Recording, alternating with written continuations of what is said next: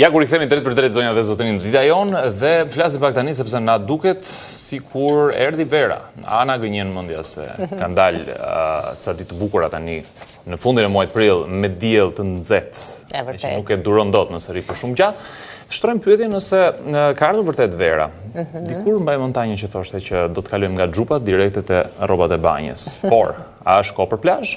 Tanjën e kemi këtu. E kemi Tanjën këtu për të mësuar pak më shumë. Mirëmëngjes nga afër. Pra Tanja, ti ke parashikuar pak a shumë dhe fundjavën, mos gaboj në dalit e tua që do të jetë nxehtë. Po, pak a shumë janë ditët e para të majit. Në këto ditë. Në fakt shumë nxehtë në parashikimet më të hershme të muajit prill. Prisnim që deri nga data 28-29 prill të kishim disa ditë të ftohta dhe ky I nxehtë që ka ardhur pa pritur të ishte pas datës 4-5 maj, megjithatë ka ardhur që në ditët e fundit të muajit prill, do të vijoj për disa ditë me radhë.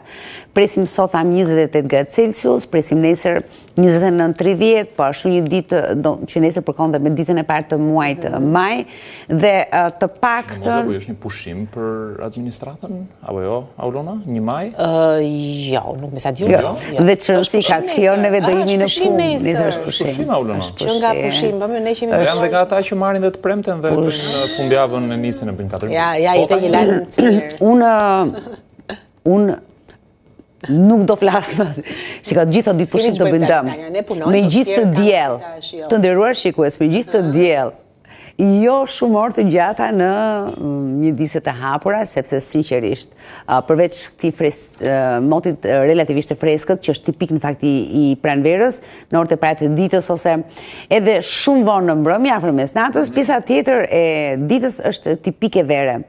Domethënë, nëse nuk qëndron dot më shumë se një orë në një ambient të hapur ku ti je në rrezet e diellit, sepse jo vetëm se termometri shënon vlera 28 apo mbi 28 gradë Celsius, por rrezatimi diellor është me intensitete të larta dhe është mjaft I fortë. Është tipike kjo Tanja për muajin prill me aq sa ti? Jo, nuk është tipike, në kushtet e një lajthitje të momentit të motit këtë? Nuk është lajthitje, sepse lajthitje të motit do konsiderohej një kapërcim 2-3 ditor dhe pastaj normalitet. Jo, kjo vijon për disa ditë, sepse të kalojmë pak edhe tek këto ditët e para të majit, por të paktën gjysma e parë e majit. Paraqitet me luhatje krejt të ulëta të vlerave termike, ne presim që masat ajrore të cilat vinë nga veriu I Afrikës dhe diku nga qendra e Afrikës drejt aktualisht janë në mesdheun perëndimor, janë duke u zhvendosur drejt Italisë dhe Ballkanit, do të kemi temperatura mjaft të larta për të paktën deri nga data 6, ku presim një freskim dhe pak prezencë të rreshjeve, por ajo çfarë vlen theksohet. Ndryshe nga muaji prill, maji në gjysmën e parë të tij 3-4 ditë me rreshje ka, pjesa tjetër janë diell. Termometri nuk shënon luhatje të mëdha që nënkupton qëndrueshmëri termike, vlera fantastike për ata që kanë mundësit kohore për të vajtur në bregdet, për në plazh, dhe 15 ditë që pari majt, unë mendoj që do të jetë fantastik për gjithë ata që bëjnë pushime të hershme quhen këto, po, shumë herët, për ata është fantastike fare.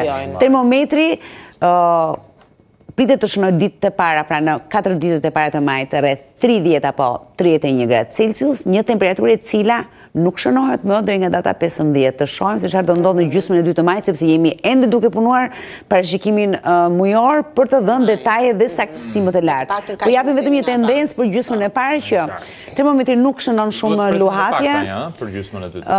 Për gjysmën e dytë ndoshta diçka më shumë për verën, cilat janë sinjalet e kësaj vere, sepse flitet që çdo verë që kalon ishte më e nxehta, patjetër që verat kanë qenë të nxehta, 24 për kontinentin evropian mban rekordin e temperaturave për Europën, jo në shkallë globale, po për Europën, edhe kjo verë patjetër nuk kalon. Por ishte një kontrast I fortë nga ditët me shi që ishin prezente për një kohë shumë gjatë tani në mars edhe në prill, ne po kalojmë direkt në një mot me e kemi thënë, nga xhupat në rroba banjo. Po ka një shpjegim Tanja për këtë ngritje të papritur kaq drastike të temperaturës? Një arsye apo? Kemi qarkullim të masave ajrore, domethënë shumë herët anticikloni afrikan të cilin unë do doja ta diskutojmë më në detaj kur të flasim dhe për blackoutin Iberik, por ka një zgjerim të tij shumë herët që ky anticikloni i Afrikës të zgjerohet kaq lart drejt veriut të Europës, do thonë drejt jugut të Europës, drejt Europës, sepse i takon zemrës së Afrikës si qendër anticiklonare, gjë e cila zhvendos në mënyrë të detyruar masa ajrore mjaft të nxehta nga kontinenti afrikan, kalojnë nëpër mesdhe ku ngopen edhe me lagështirë dhe më pas vinë drejt jugut të Europës, duke prodhuar diku stuhi, sepse mos harrojmë që kemi patur dhe kemi stuhi. Gadishën iberik ne kemi shumë keq gjatë ditës së sotme dhe nesër me stuhi konvektive të cilat prodhojnë rreshje të shumta në afate shumë të shkurtra kohore. Kemi patur në ishujt, në Sicili, kemi patur në jug të Italisë, kemi shumë më pak sot kishim në Turqi para 4 ditësh, 3-4 ditë domethënë me stuhi të tilla dhe të gjitha këto janë pasoje kësaj lëvizje të masave ajrore mjaft të nxehta dhe ky i nxehti dhe kjo masë ajrore dhe ky zgjerim kaq menjëhershëm i anticiklonit afrikan mendohet, është thjesht hipoteza, jo çështja e gadishullit iberik. Po, zgjerojmë edhe pak, shohim pak se si është edhe rajoni Tanja, ka ndryshime me Shqipërinë, vendet fqinje, Maqedonia, ditët e para të majit, sot, por edhe ditët e para të majit mendoj që janë më të bekuarat në shkallë kontinenti. Edhe Europa qendrore, zona e Alpeve dhe Europa qendrore, një pjesë e mirë e Gjermanisë, Slovakia, Çekia, Polonia, paraqiten mjaft këndshëm, por Ballkani shumë mirë. Dhe nëse ne presim vërtet qarkullimi masave ajrore që vjen nga Afrika, do t'i takonte së pari jugut të Italisë, Greqisë, Shqipërisë, por qarkullimi nuk është se është i drejt për drejt. Ka një kthes, ka një kleçk në atë shpërndarjen e fushës termike, kemi veriun e Ballkanit me temperatura jashtëzakonisht shumë të larta. Jo, harta që sinjalizon është harta portokalli me blu. Po e pam pak herë, sigurisht na nxjerr regjia. Pra ajo tregon më së miri dhe ajo tregon qarkullimin e masave ajrore dhe qendrat ciklonare dhe anticiklonare në shkallë kontinenti dhe po ta shohim që kemi ngjyra. Ju e keni mësuar tashmë që sa më e ndezur të jetë ngjyra, sa më drejt portokallisë dhe pinkut janë temperatura shumë të larta, ndërsa imagjino ç'bëhet aty ke kuqja pastaj Tanja, ne shohim pink të ndezur gjatë të gjithë qeshor korri gushtit, është shumë herë për të folur për motë të nxehtë në kushtet. 30 gradë që në fakt nuk është më temperaturë shumë e lartë. Do thonë, mbi 35 ne e konsiderojnë temperaturë të lartë. Madje 35-37 është shënuar së fundmi në 10 vitet e fundit, krejt normalisht në disa ditë gjatë verës, edhe në qytetin e Korçës që mbahet dhe... Është vështirë që ndrosh diell tani për te orës 8:30 apo 9 të mëngjesit. Unë mendoj që nga ora deri në ora 10:30 është e supertueshme, po vjen ajo ora 12 deri nga ora 2, do thëmë pak pas orës 2, nuk është diellë shumë i fortë, rrezatimi ultraviolet është shumë i fortë në pikun e ditës dhe i rikthemi rajonit është fantastik për gjithë ata që datën 1 e kanë pushim, mund të bëjnë një shëtitje drejt veriut, drejt jugut, drejt lindjes së Ballkanit. Do të thonë me epicentër territorin shqiptar, kudo që të shëtisësh në të gjitha anët e horizontit, moti do të jetë fantastik. Temperatura shumë të këndshme mëngjesit dhe darka, ndërsa mesdita temperatura mjaft e larta. Kemi mbi 20 gradë të gjitha kryeqytetet e gadishullit të Ballkanit gjatë ditës së sotme, por të paktën për 3-4 ditë janë mbi 20 gradë Celsius. Jo të gjithë 28 si Tirana. Tani, na trego pak se jemi kurioz për këtë ngjarjen e bujshme në fakt që ndodhi nga gadishullin iberik. Kjo shkëputja totale e energjisë elektrike ku çfarë po lexonim që ka pasur edhe viktima ndër të tjerë për shkak të shkëputjes së energjisë elektrike. Pa spekuluar. Mund të lidhet me kushtet atmosferike? Pa spekuluar. Ende nuk dihet shkaku i vërtet. Janë hedhur shumë hipoteza dhe siç ndodh rëndo me të gjitha qeveri dhe qeveritarët, gjën e parë që bëjnë të faqësojmë motin, zotin, ajrin, atmosferën apo hapësirën. Kur vjen puna në atë cakun nga atmosfera dhe den sipërfaqen e tokës, sigurisht që ofendojmë dhe prekem. Në fakt sa përgjegjësi kanë fenomenet atmosferike në këtë ngjarje Tanja? Është hedhur hipoteza, do të thonë, është në hetim, është një çështje në hetim, mendoj që nuk është hetim vetëm për Spanjën, Portugalinë, por edhe për Bashkimin Evropian, sepse ishte kolaps, po, edhe jugun e Francës. Por ka hipoteza është kjo, që një fenomen shumë i rrallë atmosferik ka ka diktuar këtë lloj kolapsi energjetik në linjat e transmetimit të tensionit të lartë në Spanjë, sepse kjo ishte hipoteza që në qendër në zona, do të thonë në qendër të Spanjës, pra në zonën qendrore të Spanjës ka patur një rënje drastike, një ndryshim drastik të vlerave termike.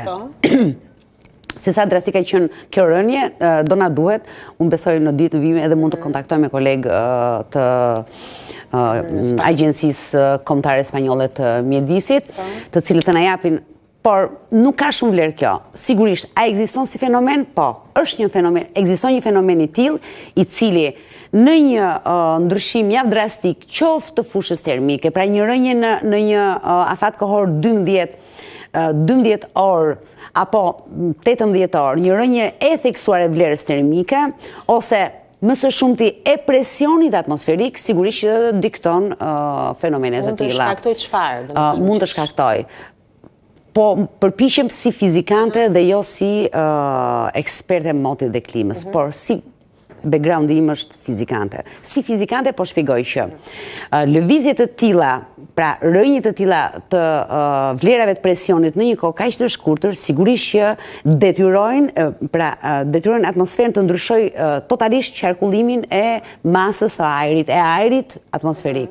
Dhe ajri atmosferik nuk është boshllëk.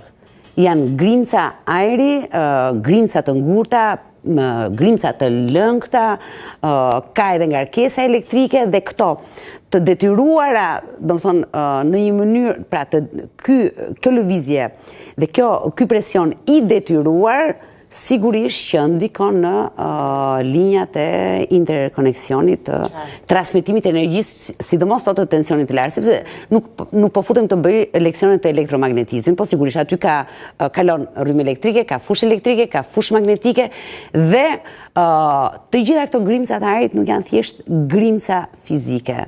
Ato kanë përbërjen e tyre edhe kanë dhe ngarkesën e tyre elektrike. Dhe ky lloj ndryshimi kaq i shpejt në një, jo vetëm në një hapësirë kohore të shkurtër, por edhe në një hapësirë gjeografike të shkurtër, saç mund të jetë të vogël, saç mund të jetë gadishulli iberik, sigurisht që shkakton këto lloj vibrimesh, këto lloj valësh.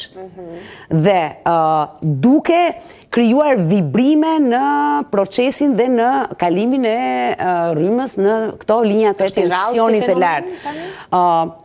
Është një fenomen i rrallë, po sigurisht me ndryshimet klimatike ne shohim që sa më të shpeshta të jenë këto fenomene të rralla, të cilat nuk e di, do t'i quajmë më të rralla, apo do t'jenë të shpeshta dhe të na kthejnë në normalitet, por këto lloj fenomenesh krijojnë vibrime jo vetëm fizike, pra që të lëvizin linjat e interkoneksionit, po krijojnë vibrime në fushën magnetike dhe elektrike të asaj çfarë përcillet. Faktë është një pistë kjo e cila bazohet në argumenta.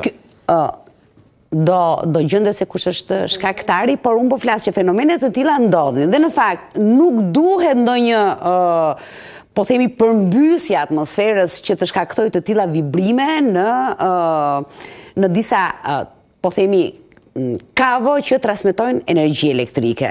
Sigurisht që mjaftojnë disa vibrime të cilat të krijojnë edhe ndryshim, do të thonë edhe lëkundje fizike të kavove, por edhe lëkundje të fushës magnetike dhe elektrike që këto kavo prodhojnë gjatë transmetimit të tyre.